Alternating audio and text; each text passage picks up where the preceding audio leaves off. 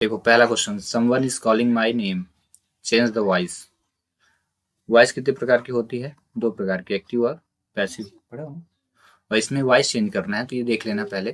Passive की एक पहचान होती है कि बाई लगा होगा सेंटेंस में और वी थ्री फॉर्म दी होगी। यहाँ पे देख रहा हूँ कि बाई तो है ही नहीं, नहीं है ना, बी बाई नहीं लिखा सेंटेंस में, और वी थ्री फॉर्म भी नहीं दिया, वर्ब की थर्ड फॉर्म। ये कॉलिंग जो लिखा है ये वर्ब की फोर्थ फॉर्म है, तो इसका मतलब ये हुआ कि पैसिव वॉइस नहीं दिया है, एक्टिव वॉइस दिया है। अब एक्टिव वॉइस से मुझे पैसिव वॉइस कन्वर्ट करना है। पहली बात तो ये वर्ब से हम पता कर लिए कि वर्ब की फोर्थ फॉर्म है। इसके हेल्पिंग वर्ब से पता करेंगे टेंस कौन सा है। इज एम आर जो रहता है प्रेजेंट कॉन्टिन्यूस का होता है, प्रेजेंट कॉन्टिन्यूस। ठीक है।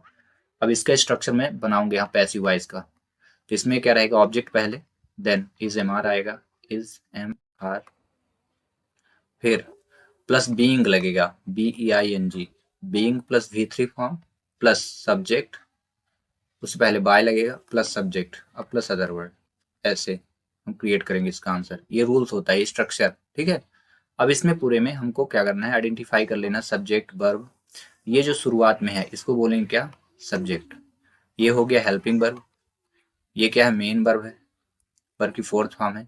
अब माई नेम जो पजेसिव एडजेक्टिव है, माई आई का पजेसिव केस है, पजेसिव एडजेक्टिव की नेम आ गया, नाउन है, तो ये ऑब्जेक्ट का काम कर रहा है। तो शुरुआत में क्या रखना है, ऑब्जेक्ट रखना है। तो इसका जब हम आंसर लिखेंगे डू एज डायरेक्ट में, तो इसका आंसर इस प्रकार से लिखेंगे, माई नेम, माई नेम। इसके बाद इज एम आर में से कोई एक वैल्यू यहाँ से पुट करेंगे, तो माई नेम के साथ क्या लगेगा, इज। ठीक है। तो my name is being, B E I N G, being, और फिर वर्ब की कौन सी फॉर्म, थर्ड। तो कॉल का थर्ड फॉर्म क्या होता है, कॉल्ड। ठीक है, called, C double L E D. ठीक है। देन इसके बाद बाय लगाना और सब्जेक्ट लगाना। तो याद रखना ये जो संबंध है ना, इसको बोलते हैं इंडेफिनिट केस का प्रोनाउन बोलते हैं, इंडेफिनिट केस का प्रोनाउन। और इसका प्रयोग पैसिव वॉइस के ऑब्जेक्टिव फॉर्म में नहीं किया जाता। ये क्या हो जाएगा, यहाँ नहीं लिखा जाएगा। और इसका आंसर क्या होगा, सिर्फ माई नेम इज बीइंग कॉल्ड। ठीक है ना, आगे समझ में। तो इंडेफिनिट केस में जितने भी प्रोनाउन होते हैं उनका पैसिव वॉइस के ऑब्जेक्टिव फॉर्म में यूज नहीं किया जाता। जैसे समवन हो गया, नो वन हो गया, एनीबडी, समबडी, नोबडी, एवरीबडी।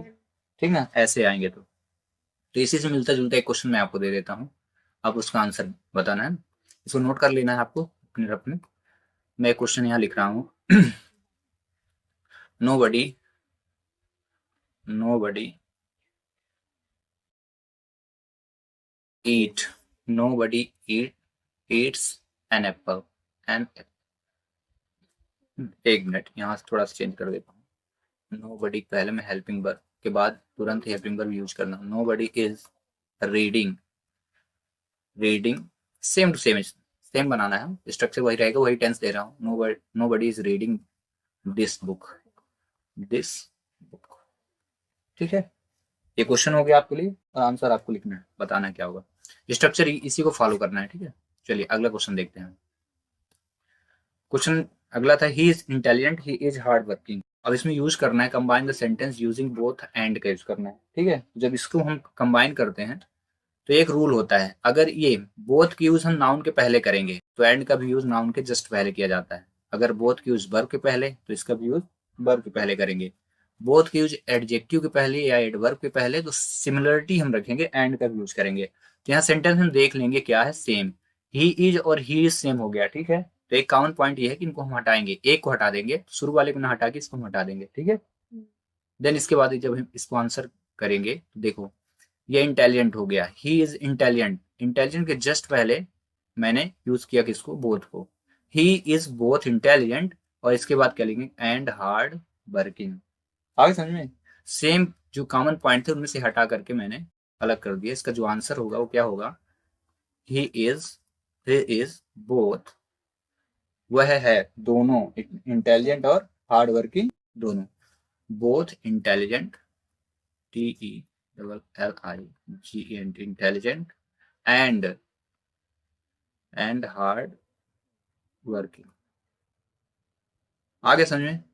ठीक है। इसी से मिलता जुलता एक क्वेश्चन में दे रहा हूं, इसी के लिए सेकंड क्वेश्चन के लिए आपके लिए, तो आप इसको कर लें।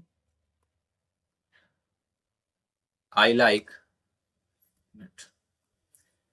आई लाइक टी, और फिर अगला क्वेश्चन दिया फुल स्टॉप के बाद, I like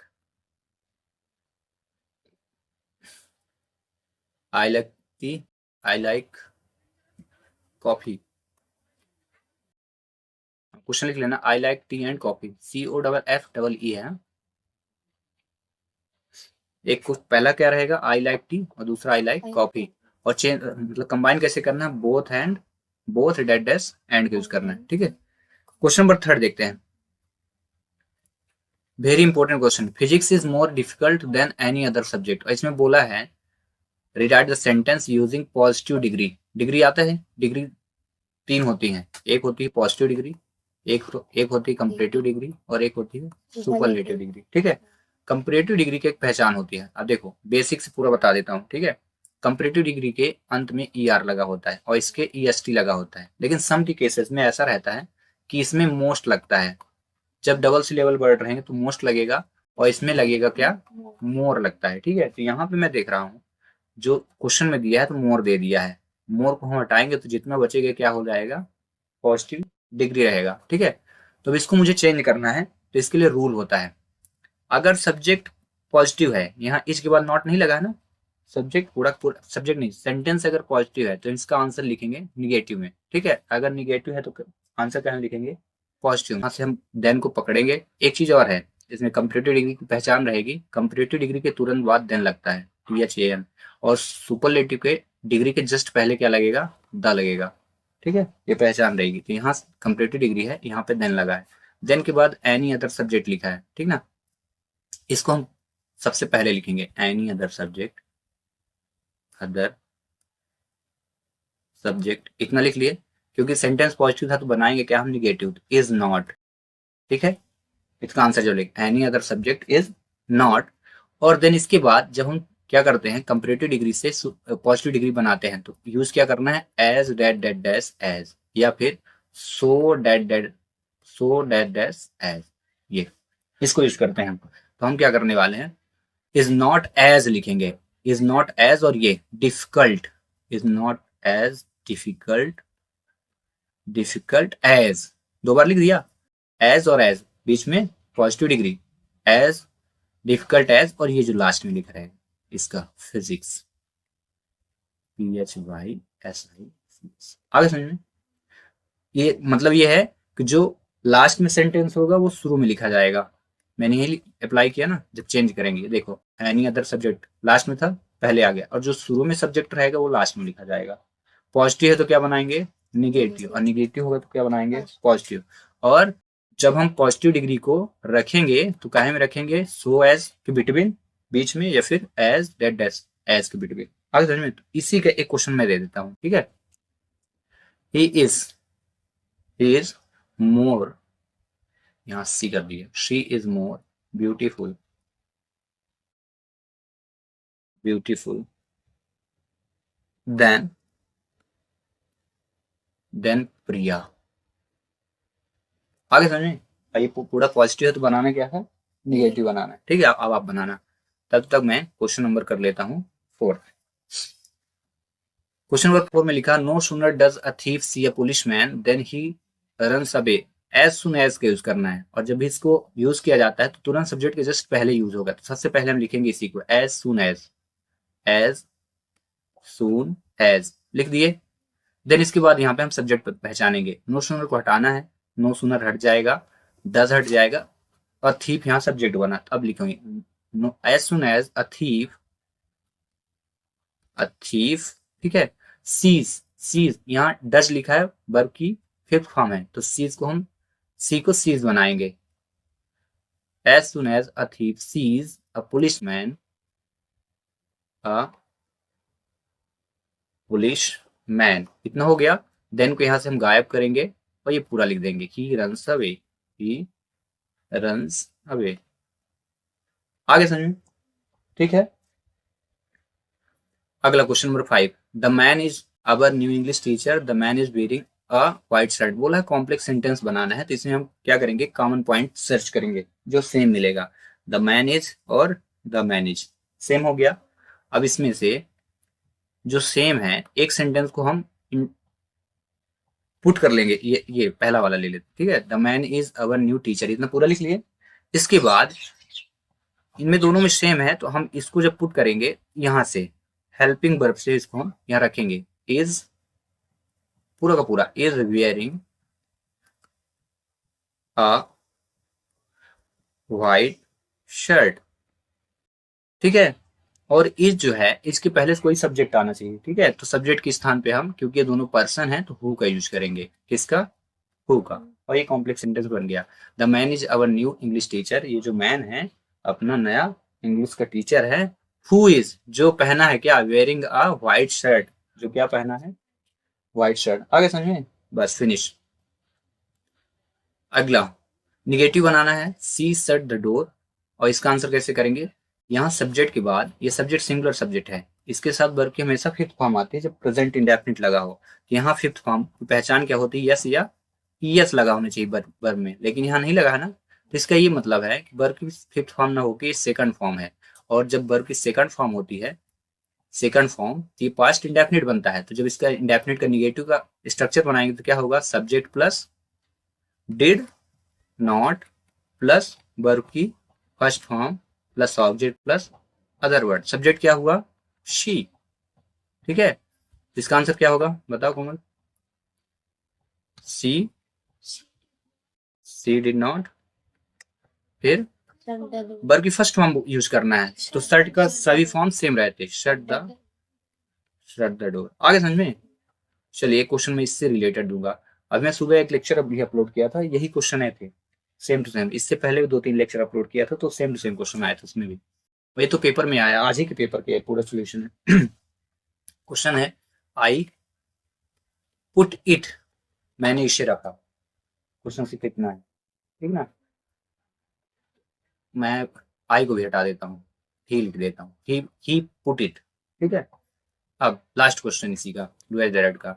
C is very weak, she can not walk. अब बोला है सो दैट की यूज करिए।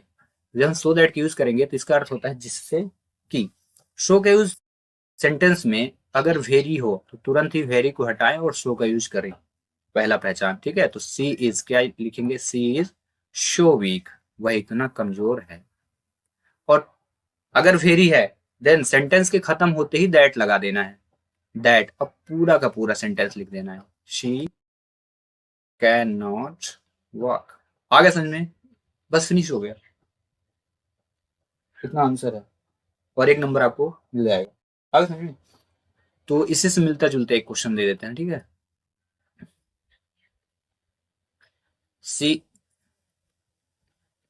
सी इज वेरी फैट, और फिर शी कैन नॉट रन,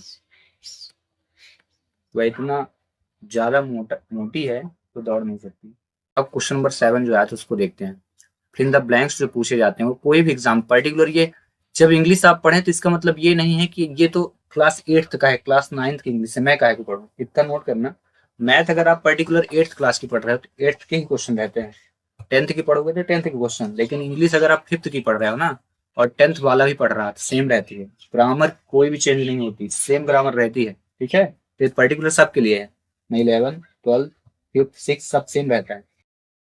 पहला क्या है? This table is made would, ये जो टेबल है किससे बनी हुई है? लकड़ी से। तो यहाँ यूज क्या करेंगे? ऑफ, ठीक ना। This table is made of would, ठीक ना। यहाँ पे फ्रॉम नहीं यूज होगा, ये प्लेस को रिप्रेजेंट करता है। विथ यूज नहीं होगा रिलेशन व्यक्त करने के लिए। और ऑफ इसका मतलब होता है छोड़ना, और ऑफ का मतलब, इस ऑफ का मतलब होता है टू कनेक्ट समथिंग, किसी चीज को ऐड करने के लिए, ठीक ना। दूसरा है would you like to have, यहाँ होगा सम, ठीक है। सम टी और कॉफी। फ्यू और मैनी, इनका यूज हमेशा याद रखना प्लूरल काउंटेबल नाउन के पहले करते हैं। प्लूरल काउंटेबल नाउन कौन से होते हैं? जैसे बॉयज हो गया, ये प्लूरल काउंटेबल नाउन है, ठीक है। ट्वाइस हो गया, ये प्लूरल काउंटेबल नाउन है। लेकिन ये टी जो है इसको क्या बोलेंगे? सिंगुलर अनकाउंटेबल नाउन, ठीक ना। तो इनके पहले कभी भी फ्यू और मैनी नहीं यूज होते, तो बचे क्या? सम और एनी। रेयर कंडीशन में एनी का यूज होता है इंटेरोगेटिव सेंटेंस में, बट यहाँ पे यूज नहीं होगा, ठीक ना। एक्सेप्शन है, सम यूज होगा। I know fill the blanks boy who cheated you, मैं उस लड़के को जानता हूं जो आप लोगों को धोखा दे रहा है, ऐसा लिखा है, ठीक ना। आई नो जब किसी व्यक्ति के बारे में पहले से आप जानते हो, ठीक ना, क्योंकि आपको पता है वो लड़का कौन सा है, तो क्या होगा? फिर दा का यूज किया जाता है। I know the boy who cheated you. अब पर्टिकुलर व्यक्ति के लिए नहीं होता, किसी वस्तु नहीं कहते ओपन द डोर। तो डोर क्यों बोलते हो? क्योंकि डोर के पहले, डोर को जानते हो ना, ओपन द विंडो, खिड़की को जानते हो ना, इसीलिए क्या यूज करते हो? द विंडो, द डोर, ऐसे नहीं करते हो? दरवाजा खोलो, open the door. The article क्यों लग जाता है? क्योंकि उस वस्तु के बारे में आप पहले से जानते हैं। तो जब आप जानेंगे तो क्या यूज करेंगे? Article the. ठीक है। इट हेवनली सिंस मॉर्निंग, हमेशा याद रखना, अगर सिंस यूज हो गया, फॉर यूज हो गया, ठीक है, सिंस फॉर यूज हुआ और आपके जो सेंटेंस में मेन वर्ब हेल्पिंग वर्ब साथ में दी है, तो फिर ये सेंटेंस पहुंच जाता है परफेक्ट कंटिन्यूअस टेंस में।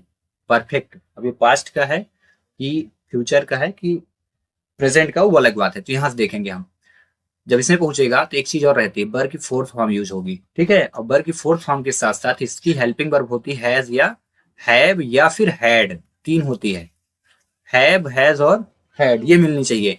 तो हम देख रहे हैं कि वॉज लग गया, बाहर हो गया। ठीक है। रैंस लगा, बाहर हो गया, हेल्पिंग वर्ब चाहिए हैज, हैव, हैड। इज लगा, ये भी बाहर, तो बचा क्या? Has been. आगे समझे? सिंस या फॉर लगा है तो फिर क्या आपको पहचानना है? हैज, हैव या हैड लगा होना चाहिए। ठीक है।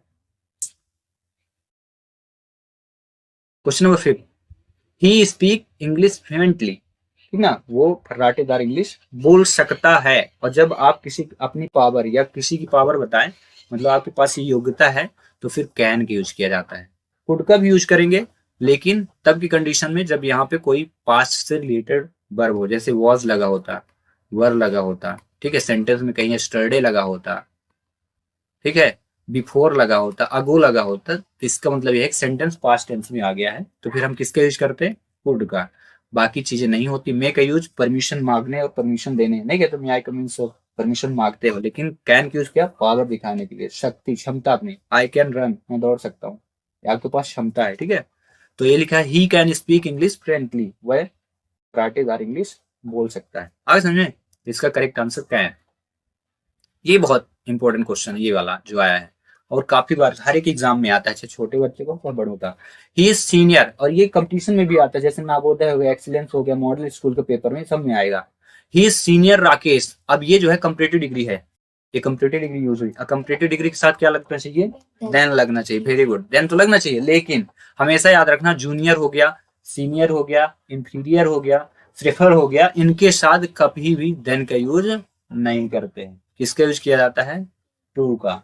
ये एक्सेप्शन में है। कंपैरेटिव डिग्री में देन ही लगती है, लेकिन कुछ ऐसे फॉर्म है जैसे सीनियर, जूनियर, इंफीरियर, सुपीरियर, ठीक है ना, तो इनके साथ क्या यूज करेंगे? टू, ना तो फ्रॉम। फ्रॉम तो यूज नहीं होगा, एंड भी यूज नहीं होगा। ठीक है, इसलिए ऐसा क्वेश्चन दिया गया है। ठीक है। अगला, Sunil works hard, he may get good marks.